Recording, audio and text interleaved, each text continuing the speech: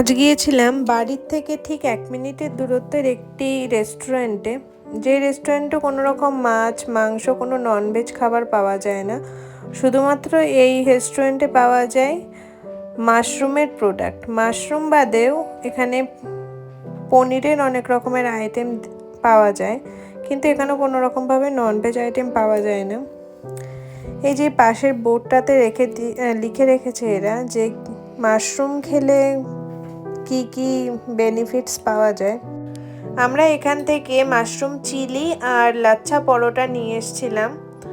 আমাদের ভালোই লেগেছিল, আমরা বাড়িতে এটা প্যাক করে নিয়ে এসেছিলাম। তাহলে আজকে আমাদের ডিনারের আইটেমগুলো তো তোমরা দেখেই নিলে। আবার দেখা হবে আরেকটি নতুন ভিডিওতে। Good night.